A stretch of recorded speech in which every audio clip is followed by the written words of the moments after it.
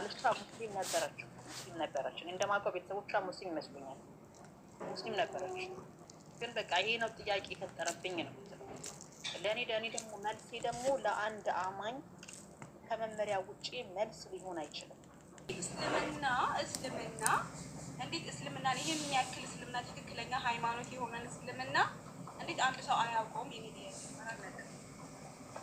ሰላም እንዴት ናችሁ? እግዚአብሔር ይመስገን። ይሄ ጥያቄ የሙስሊም ወገናችን ብቻ ሳይሆን የኔም ጥያቄ ነው። በዛ ጊዜ ሙስሊም ወገኖች እስልምና የነቢያቱ ሃይማኖት ነው፣ ሁሉም ነቢያት ሙስሊም ናቸው፣ አደምም ጭምር ይላሉ። መረጃ ስንላቸው መረጃ የላቸውም። እስኪ መሐመድ ነብይ ነኝ ብሎ ከመነሳቱ በፊት እስልምናን የሚያመለክት ነገር አሳዩን። እውነት ነቢያቱ ሙስሊም ከነበሩ፣ እውነት መሐመድ ነብይ ነኝ ብሎ ከመነሳቱ በፊት እስልምና ከነበረ መረጃ አሳዩን። በነገራችን ላይ ሙስሊም ወገናችንም እየጠየቀች ያለችው ያንን ነው። ምክንያቱም መሐመድ ነው እስልምናን ይዞ የመጣው። ከመሐመድ በፊት እስልምና አይታወቅም። አላህ የሚባለው መሐመድ ይዞት የመጣው አካል ከመሐመድ በፊት አይታወቅም። መሐመድ ነው ይዞት የመጣው።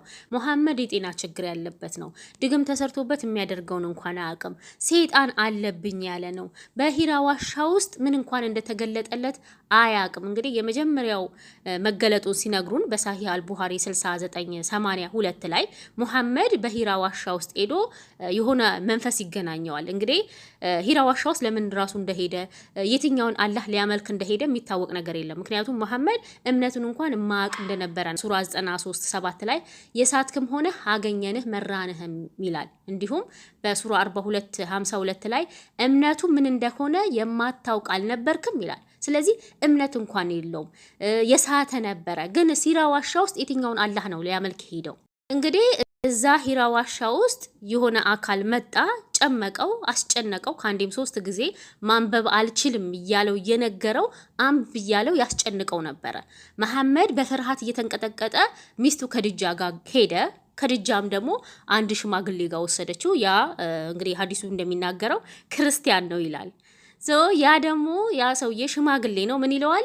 ለነ ሙሳ የተገለጠላቸው ናሙስ ነው የተገለጠልህ ብሎ እንግዲህ ያደፋፍረዋል። ያ ሰውዬ ደግሞ ሲሞት መገለጥ ቆመበት። ከዛ በኋላ ራሱን ለማጥፋት ይሞክር ነበረ ሙሐመድ።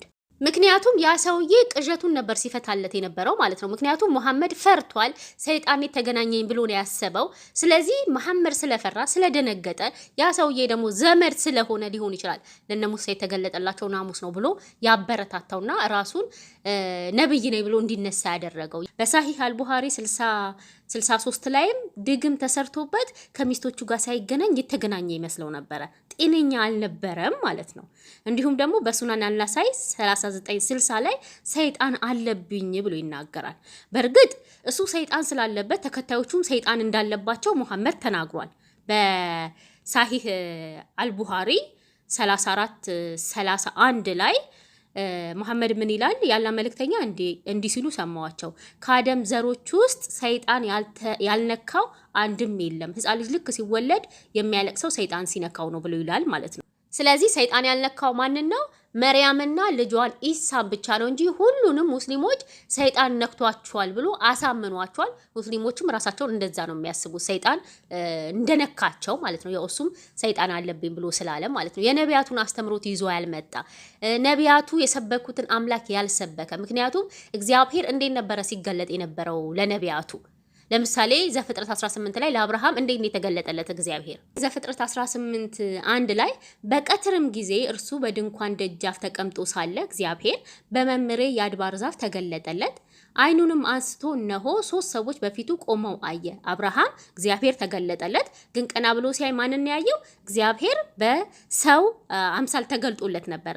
እግዚአብሔር ይህንን አካላችንን አይጸየፈውም ማለት ነው። ለነቢያቱ ይገለጥበት ነበረ። ለነቢያቱ ተገልጦበት ያናግራቸው ነበረ።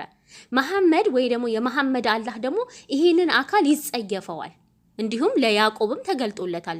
ዘፍጥረት 32:24 ላይ ያዕቆብ ግን ለብቻው ቀረ፣ አንድ ሰውም እስከ ንጋት ድረስ ይታገለው ነበር ይላል። ስለዚህ እግዚአብሔር ይህንን አካል አይጸየፈውም ነበረ፣ ሲገለጥላቸው ነበረ በዚህ አካል።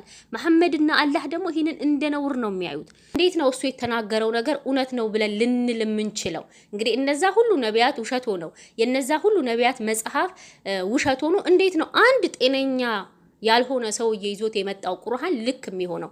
ለምሳሌ እስልምና በምን ሂሳብ ነው ደምሳሽን የሚቃወመው? ደምሳሽ ማለት ልክ እንደ መሐመድ ነው አነሳሱ። መሐመድ ራሱን ነብይ አርግቶ ተነሳ። ደምሳሽም እንደዛ ራሱን ነብይ አርግቶ ተነሳ። ፍቅር ሲዝም የሚባል ሃይማኖት መሰረተ። የራሱን መጽሐፍ ይዞ መጣ። ሁሉንም ነቢያት የፍቅር ሲዝም እምነት ተከታይ ያደረጋቸው። ከዚህ በኋላ ተከታይ ሲያፈራ ተከታዮቹ ልክ እንደ እስልምና ሁሉም ነቢያቶች እንዲህ ናቸው ብለው ይላሉ ማለት ነው። ደምሳሽን እንደመከተል ማለት ነው። ደምሳሽን እንዴት ነው ማናምነው? አስቡት። መሐመድን የተቀበለ ጭንቅላት እንዴት ነው ደምሳሽን የማይቀበለው? ለማንኛውም ይሄ የኔም ጥያቄ ነው። ሁሉ ጊዜ ጥያቄ ይፈጥርብኛል።